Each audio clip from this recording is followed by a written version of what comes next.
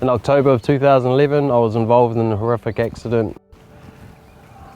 I lost sight of my left eye, lost my right ear, 60% torso burns all over my body and legs, and a quarter of my face. This is my story. My name's Troy Hall, currently running a avocado harvesting business, Bay Plenty wide.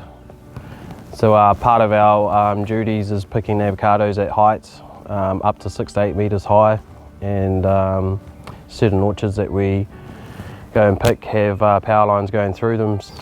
On the day of the accident, we were picking avocados. It was raining. There was quite a bit of rain, and it had been for the week before that as well. So there was a bit of desperation on both ends, both income and sort of getting the job done. I sort of do remember an hour beforehand, sort of really actually popping up through the trees and through the power lines themselves. And with the attitude that I had back then, it was sort of just like a near miss, and sort of didn't really respect how close I really was at that time.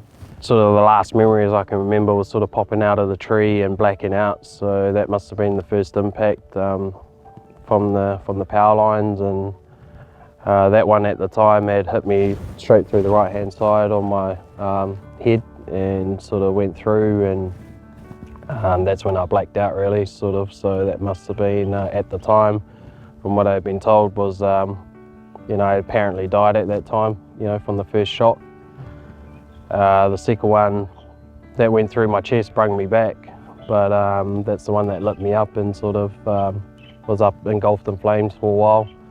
The recovery process is ongoing to this day really, especially in the mental aspects. Like at the start of the recovery, it was definitely, it was quite a depressing time really.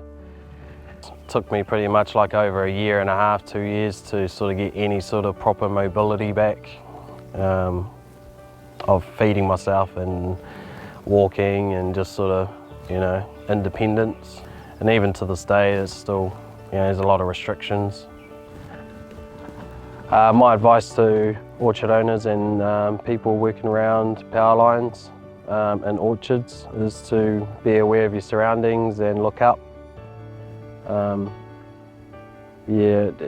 I'd hate for anybody to go down the same journey I've been through over a split-second mistake. So it's sort of really important to sort of, to really take into account the power of electricity.